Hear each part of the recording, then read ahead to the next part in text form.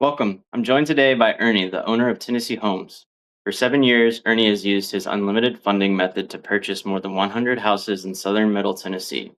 He specializes in creative real estate solutions that help homeowners in unique situations while providing quality housing for relocated executives. In this interview, we discuss the problem moving beyond traditional realtors to create customized plans for buyers and sellers, the strategy, how Ernie uses the unlimited funding method to buy houses without bank involvement, four milestones, hitting the 100 house mark, and securing a professional office building through owner financing. The future plans Ernie plans to teach his methods to create generational wealth through upcoming courses and seminars. Let's go ahead and dive into this interview. Well, all right. I have 5 questions for you. And I'll just tell you here real quick what they are there. What are you building and who is it for? So this could be your company or any personal projects or even your website you just showed me. I'll ask you, what problem does it solve?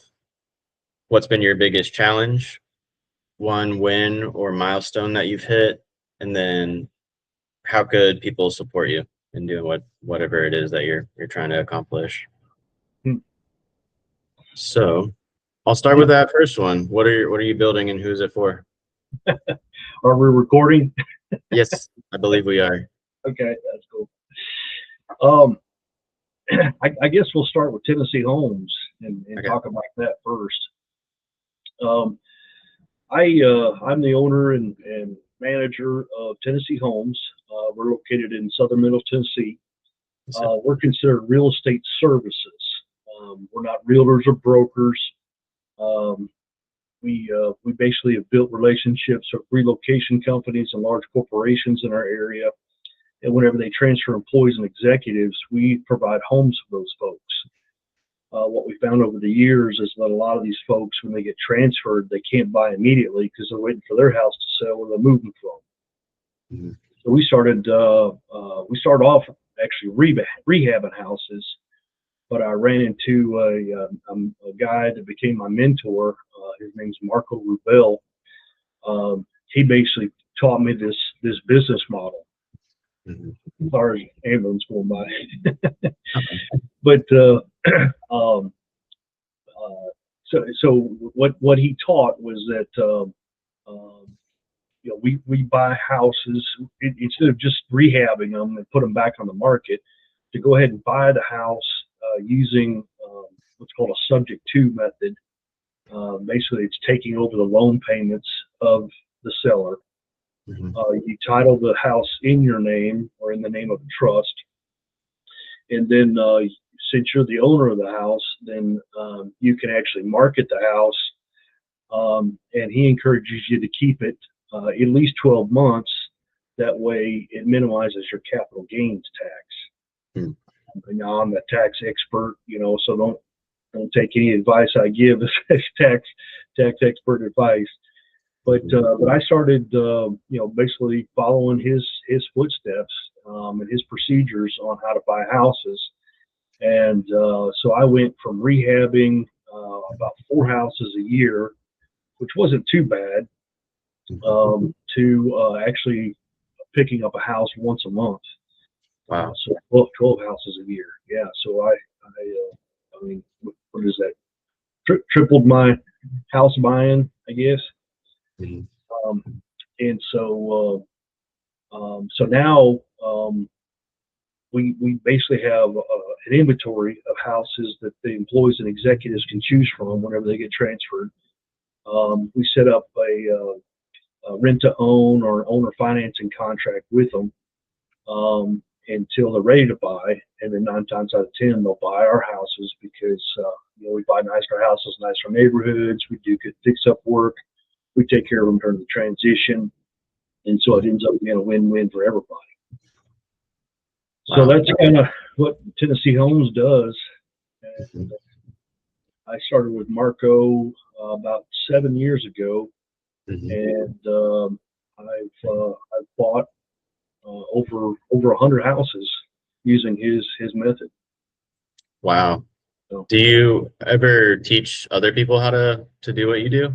Well, that's where I'm headed. Is Yeah. yeah, now that I kind of know what I'm doing and have been doing it, for quite a while, I want to be able to turn around and share my knowledge with younger generations and teach them because this opportunity and the way he does it, it is incredible, and it's not taught by many gurus as far as I know. A lot of gurus, they teach wholesaling, they teach rehabbing, they might teach landlording, rentals. Mhm. This business model, I love it. It's very lucrative, and I think it's the best way to go. But yeah, I mean, it sounds like something I'd be interested in learning myself. So, what would, all right, what problem are you solving with this method? The problem I'm solving is our culture teaches us that, and tradition actually teaches us that if you're going to sell your house, you need to use a realtor. Hmm. But that's far from the truth. Realtors are okay. I don't want to dog realtors, but the most, uh, you know, the realtors that I have met, most of them, they're all about their commission, and they're not really interested in the client. That's not true for every realtor, but for the most part, that they're all about their check, their commission check. So they don't really think about customizing a plan for their customer, make it for their benefit. But we do. We actually sit down with the client. It's a belly to belly, business where we sit down. We try to understand their situation on both sides of the equation. The seller that's selling their house and the buyer that's buying their house. And we try to understand what their pain points are. What their needs are, and then we try to develop a plan to help them. For example, one of the best stories that I've got a lot of stories I could tell you, but one of the coolest ones is we had a guy that had 7 heart attacks. Wow. Most people don't survive 1 heart attack, but he had survived 7 heart attacks, and he had a fairly good sized house sitting on 2 acres of land. And because of his health, he just couldn't take care and maintain the house anymore. And so when we went out to meet with him, he explained his situation and that he didn't want to lose the house into foreclosure or anything. He wasn't behind on payments, but the house was continuing to deteriorate and really needed some help. So it just happened that we had a small rental house that the tenants had moved out in. So we offered to move them into the rental house, go ahead and buy his house, do all the cleanup, fix-up work on it, and he was excited. He was thrilled to death because being in a rental, then he wouldn't have to worry about the maintenance. We would take care of the maintenance. Plus, he wouldn't have to worry about fixing up his house to be able to put it on the market with a realtor and try to get it sold, because the way it was sitting when we looked at it, it probably wouldn't have sold on the retail market because it was in pretty rough shape. So we moved him into the small house, fixed up and cleaned up his house, and then we're using it now for executives and employees that are being transferred into the area. And we've got a family in there right now that's working on their mortgage. And once they get their mortgage, then they'll pay us, and we'll be out of the deal. Wow. Yeah, They sound like really unique situations. Like they are. Yeah, you're catering to each individual, like you said. Yeah, it may sound cumbersome, because each situation, each transaction is different. But I mean, that's what sets us apart from realtors and from other investors. We're not here to just come in, take the house or take their money and be gone. We really want to understand what their needs are and how we can help with those needs, and then we customize a plan to be able to facilitate that. So, Do you do this outside of Tennessee? I thought about it. I thought about going nationwide with this, but I'm old school, Ian. And I love to see the house. I love to meet with the people face to face. And so it's hard for me to do like a Zoom call or, rely on pictures and other people's word for something that I can't touch and see myself. So I haven't crossed over to do that. Plus, I mean, really, there's plenty of business and opportunities where I'm at that I haven't had to worry about that. We've right now we manage about 52 houses, so about half of those houses that we bought, we still have hung on to, and people have lived in them and then found a different house that they liked, and so they moved out, or they got transferred in, and then something happened and they got transferred out, and they couldn't buy the house. There's just a number of things that happen. Life gets in the way. So we still have about 52 of those houses that we still manage. So there's plenty to do around here. Okay. As far as this method, what would you call it? We call it unlimited funding method. Okay. And unlimited funding, meaning that we don't have to have a bank involved in buying the house. We're actually taking over the loan payments. The loan stays in the name of the original seller. So there's not really any credit checks or any loans that we have to take out ourselves, unless we're taking out a loan to fix up the house, which is rare. But yeah, we call it unlimited funding because we don't have to worry about the banks. We can just use the loan of the seller. Okay. Well, at least the unlimited funding method, if you are to go that route of teaching people, you could do that virtually. Absolutely. Which I like the sound of. Mm-hmm. Cool. What has been your? Oh, go ahead. I started working on an ebook. Okay. I can start sharing with people. I'd like to do some videos, just to kind of introduce people to this business model, and then eventually I'd like to turn it into some type of course or seminar or boot camp or something like that, to where I can actually bring in some folks that want to learn and teach them what I've learned. Absolutely. Yeah. I think you can totally do that, and I'd love to help you whatever way that I can do that too. So Awesome. I'm curious, what has been your biggest challenge, and one being an entrepreneur, and maybe specifically with Tennessee Homes?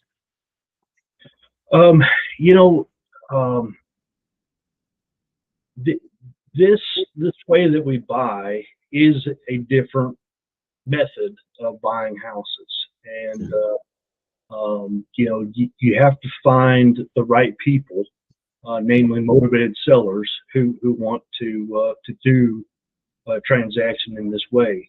A lot of people, they don't trust you taking over their loan payments. They're afraid that you won't make the payment, and then the house will go into foreclosure and it will ding their credit. But we're a professional organization. We're listed with the Better Business Bureau. We do that intentionally so that people know that we're not just a fly-by-night company. We've been around for a long time and been doing this and been very successful at doing this. We try to capture testimonials so that people know we've helped other people, and they can relay their experience they've had with us. That the biggest hurdle is being able to let people know that that they can trust us and that we're going to do what we say we're going to do. Absolutely. There are a lot of scams out there, so we try to do everything in our power to show them that we're legit and we do what we say we're going to do. Let's see. That does make sense. Yeah. And yeah, I mean, you have a record, 7 years of doing it with 100 homes. So Absolutely. yeah. What is one win or milestone that you've hit, or that you're working towards? The biggest milestone was the 100th house. We worked for a long time, and when we hit number 90, that 100th house was, out there on the horizon. And so we were excited when we finally hit, buying the 100th house. So that was huge. Being able to get into our own office building, I mean, that's a miracle story in of itself. It's kind of funny because we were renting from like a business center, and we kept adding another office in the business center because we kept adding employees and kept growing. And so finally, my assistant said, as much as you're paying in rent, you could pay a mortgage payment. So I get task her with the to go out and find us a building. And so she did, and it was on the busiest street in our town. It had been sitting for a while. She found the owner and got a hold of him, set up a meeting for him and I, and we worked everything out on the phone. I was actually going to do a rent to own on his building, which he knew all about, which I thought was cool, because a lot of people don't understand and don't know about rent to own. But so we worked that all out, and didn't hear from him for about 4 days because he was going to send the paperwork over. So when I finally got a hold of him, he said, "Ernie, I'm sorry. Right after we talked, another business owner contacted me. She had some cash and wanted to actually buy the building. So unfortunately, I've gone ahead and sold it to her." So I was like, "Man, that stinks, but it is what it is." Well, he told her that I was interested in the building. So right after they closed, she called me, and he was like, "Ernie, I heard that you're interested in the building." She said, "We had this extra cash. We wanted to put it in some real estate." She said, "But if you're interested," she said, "I'd be willing to rent it to you." I said, "Well, I don't really want to rent unless I'm going to get some type of ownership." I said, "Is there any chance you would do owner financing?" And she said, "Well, what's that? What's owner financing?" And of course, that's my forte, is owner financing. So I talked her through on what it would be, that she would basically be my bank, and that she would hold the note and the deed of trust, the mortgage, and that we would make payments to her. We would go ahead and fix up the building, and take care of everything, and she wouldn't have to worry about it. She would just collect a check each month. She was thrilled to death. That's exactly what she wanted. And so we've been buying from her. The building, title is in our name. We own the building. We're just making the mortgage payment to her, and eventually we'll own it outright. So it's just cool what happens. You never know what leads to what, Absolutely, yeah. It sounded like maybe you thought a door was closed and then another one opened. And I'm curious how you got your first customer. Okay. Yeah. It actually happened right after I went to my first seminar with Marco Rubel. Yeah. I had flown home, and it was just a few days after I had gotten back from that seminar. A friend of mine knew I did something with real estate, but she didn't know what. Yeah. At the time, I was doing rehabs, so that's what she was thinking. But since I had just learned Marco's procedures and the way he does business, she said, "Is there any chance you could help these folks? They're about to go into foreclosure. They don't have much time. Would you give them a call?" And so I said, "Absolutely." So I gave them a call, sat down with them. We did the belly to belly thing. I found out about their situation. They had actually the house that was going to foreclosure was their original house that they owned when they first got married, and as their family grew, they had bought a bigger house and just kept this one as a rental. And they didn't understand landlords. They didn't even have a contract with the tenant. They had just, depended on the word of the tenant, and the tenant got further and further behind on their rent, and that caused them not to be able to make the mortgage payment on that rental house. Hmm. So it was about to go into foreclosure. I found out, how far behind it was. It was behind, like, I think almost $8,000 behind. Hmm. And so I told them what I was going to do, that I was going to catch up the loan payments. I was going to take over the loan payments, put it in my name, go ahead and do the cleanup, fix up work on it. And then once I got it fixed up, I would sell it, and then, I'd be out of the deal. Hmm. And so they were excited about that, but they wanted to think about it.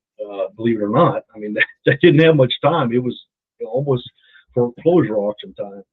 Hmm. So I let them. I mean, I'm not a high pressure salesman, so I just said, okay, this is what I can do. If it works for you, great. If not, no hard feelings. Hmm. So didn't hear from them for about a week, and I knew it was getting closer to the foreclosure auction. So I called them up, and they were like, "Oh man, we're so glad you called.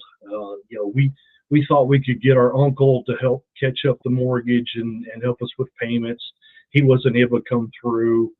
We talked to an attorney. The attorney said he was going to help us, but he's come back and said that there's nothing that he can do." So they're like, "I'm so glad that you called." So I said, "Okay, this is what we're going to have to do. We're so close to the foreclosure auction that I need you to meet me at the bank, because we're going to have to notarize the documents. I'm going to have to get them sent in today, and stop the foreclosure, get everything caught up, and save this from going to the auction." So they said, "Okay." So we met at the bank, got everything signed, notarized, sent it all in. Ran the title search. Thankfully, there wasn't anything on the title other than just the mortgage itself. Sometimes you find, like utility liens or mechanics liens or something like that, but there wasn't anything on there. And so we stopped the foreclosure, caught up the payments. I took over the ownership of the house. Went in there, I actually got the tenant out, then went in there. Whoops. You still with me? I am. Okay, something popped up on my screen. I don't know what it was. Anyway, got the tenant out. Went into the house, and the tenant had like 6 dogs he was letting stay in the house. So it stunk. There were fleas jumping all over me. I mean, it was bad. So we did a lot of cleanup to that house, but we got it looking really nice. Put it on the market. And we ended up making about $32,000 off of that first deal. Wow. Yeah. That's quite a story for your first deal. Yeah. Usually on rehabbing, it's a roll of the dice. Yeah. Sometimes you make money, sometimes you don't. But on Marco's method, he teaches you how to buy, and you usually make money if you do it his way. Wow. Well, as far as you teaching people in the future, how might people contact you or get in touch, or if they live in Tennessee too? Yeah. They can email me. My email is it's real simple: Tennessee Homes LLC at gmail.com. Tennessee is all spelled out. Homes is plural.